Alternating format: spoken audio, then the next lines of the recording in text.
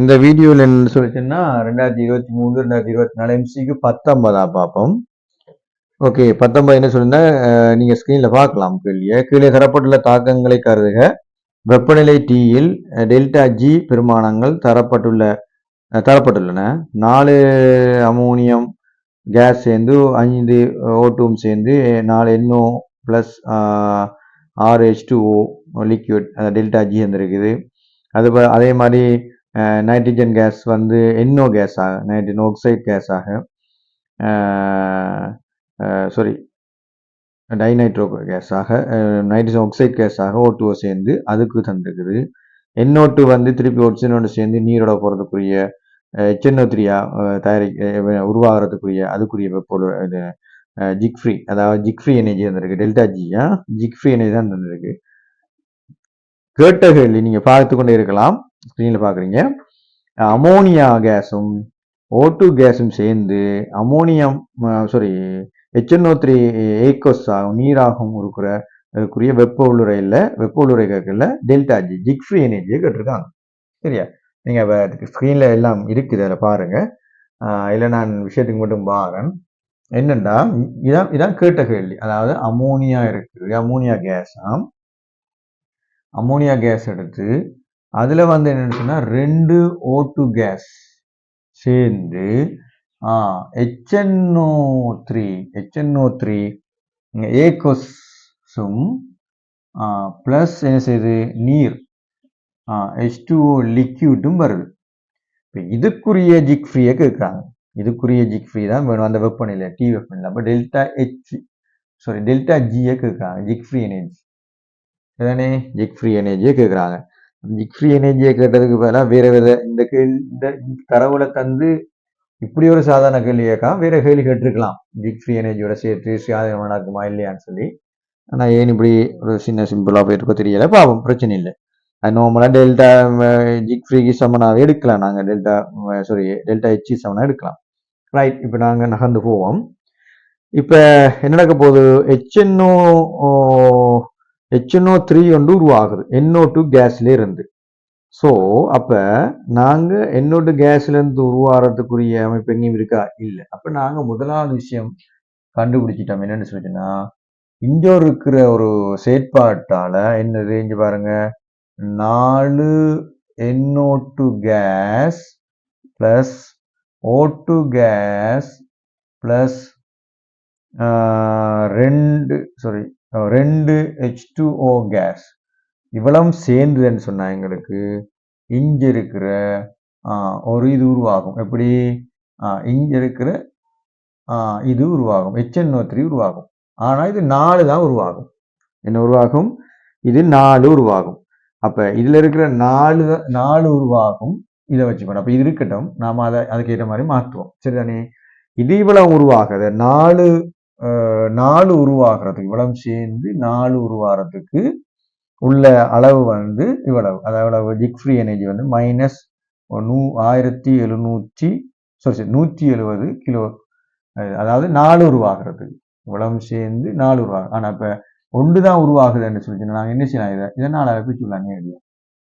இதை நாங்க உடைச்சு கொண்டு வந்து வரணும் தேவையில்லை. தேவைன்னா பார்ப்போம், இருக்கட்டும். அதுக்கு பிறகு பாருங்க, இந்த NO2 கேஸ் உருவாகிறது சம்பந்தமாக NO2 கேஸ் என்ன செய்ய போகுது? NO கேஸ்ல இருந்து வருது. எங்க? NO கேஸ்ல இருந்து வருது. ஆனா NO கேஸ்ல இருந்து அமோனியா வருதா? எஸ், அமோனியாவும் ஒரு செக்டர் ஒன்று வருது. என்ன செய்யலாம்? இந்த அமோனியா வந்து O2ஓட சேர்ந்தா, ஒரு ஒரு இது உருவாகுது. எப்படின்னு சொன்னா பாருங்க, 4 NO கேஸ் பிளஸ், சரியா, 4 NO case plus H2O case உருவாகுது.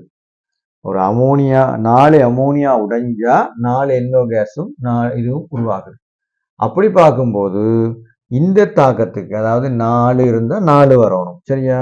இப்ப 4 இல்லை, 1 தான் இருக்கு. அப்ப இதுல இருந்து என்ன? மைனஸ், சரியா, 1 0 1 0 கீழ் என்ன 4 போடலாம். சரிதானே? உண்மையிலேயே 4 எடுக்காம 4ஆல பிரிக்கலாம். ஏன் 1க்கு தானே? அப்போ 1க்குன்னா இப்ப 4ஆல பிரிச்சு கொண்டு வாங்க. பிரிச்சா ஒன்றுக்கு தான் நாங்கள் கணிக்க போகிறோம். அப்போ இது என்ன, இதை தூக்குவோம். இதை தூக்குனா ஒன்று வந்துடும். இதை 4ஆல் பிரித்தோம்னு சொல்லிச்சோன்னா அப்போ இதில் இருக்கிற ஒன்றுங்கள் 4 வரப்போகுது. இதை 4ஆல் பிரித்தோம்னு சொல்லிச்சோன்னா 4ஆல் பிரிச்சோன்னா ஒன்றுங்கள் 2 வரப்போகுது. சரியா? இப்பயும் என்ன நடக்க போகுது, இது 4 பங்கா தானே வரும். அப்போ இதை நான் தூக்குறேன். தூக்கிட்டு இதை என்ன செய்கிறேன், 4. அப்போ 4 வரும்போது 4ஆல் பிரிச்சேன்னு சொன்னால் 2ஆல் பிரிக்கலாம். அப்போ 3ங்கள் 2 வரப்போகுது. That's all. இப்படியே கொண்டு வரலாம். சரி, இப்போ இதை கொண்டாந்த பிறகு அடுத்தது பாருங்க, என்ஓ கேஸும் O2 கேஸும் சேர்ந்து NO2 கேஸ் உருவாக்குது. ரைட். அப்ப NO கேஸும் O2 கேஸும் சேர்ந்து NO2 கேஸ் உருவாக்குது.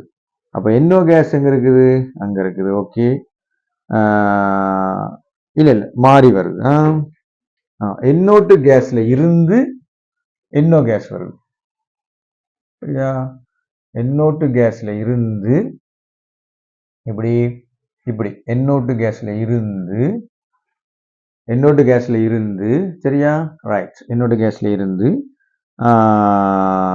NO2 கேஸ்ல இருந்து NO கேஸ் வருது.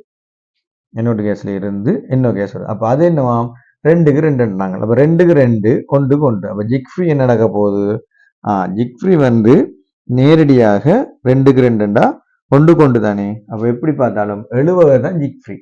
70 தந்திருக்காங்க. அப்ப 70 சொன்னா அது எப்படி வரப்போகுது, 70 அது 2 மூணு கண்டவரியா, இது ஒரு முழுது 70 2 வரப்போகுது. சரியா? ரைட். இப்ப இவ்வளவு நாங்க குறிச்சிட்டோம்.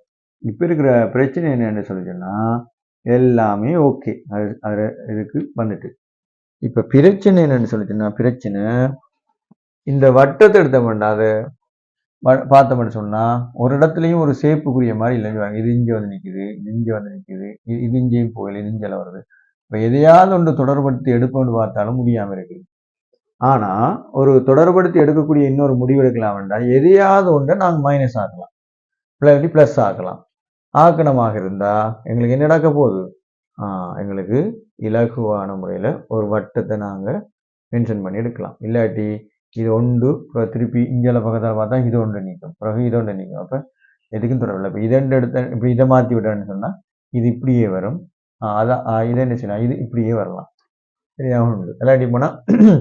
அல்லாடி போனால் இது எங்களுக்கு இதான் தேவை, இதை மாற்றிடாது. ஆகவே இதை என்ன செய்யலாம், இதை மாற்றி விட்டோம்னு சொன்னா இது இப்படி வந்து இங்கே வரும், பிறகு இங்கே வந்து இதுவரையும் வரும்.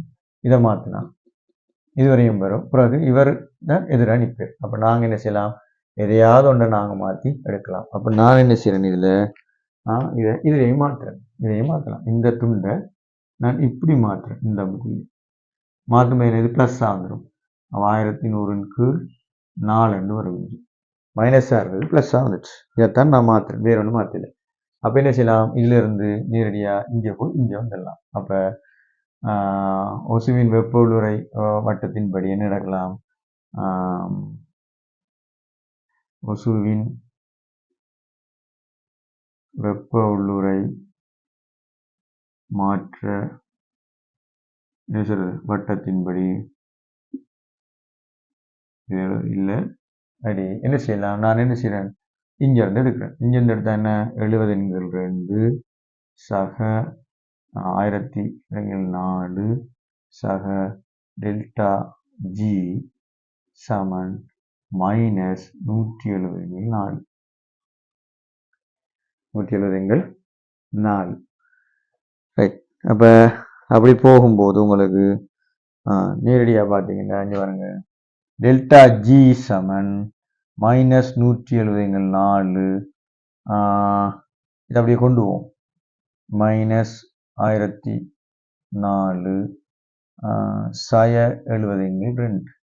மொத்தமாக ஹோமசி எடுத்தீங்கன்னு சொன்னால் 4 எடுத்தா மைனஸ் 170 மைனஸ் 1100 இன்னும் இருக்கும், மைனஸ் 2ஆல் பெருக்கணும் 140 கீழ் டெல்டா ஜி. ஆகவே டெல்டா ஜி என்ன வரப்போகுது, 170,000 போட்டுவோம், 0 5 12 1 2 2 2 3 3,1000 கீழ் 4 என்ன மைனஸ். ஆகவே 12 1 3 மைனஸ் 0 மைனஸ் வரணும். ஆகவே டெல்டா ஜி எங்களுக்கு மைனஸ் வருது. ஆகவே என்ன இருக்க போகுது, கிலோ ஜூல் மூல் மைனஸ் 1. இப்போ விடை எங்க இருக்குன்னு பார்த்தீங்க சொன்னா, விடை 5வது விடையா இருக்கு. விடை 5வது விடையா இருக்கு. விடை 5வது விடையாக இருக்கு.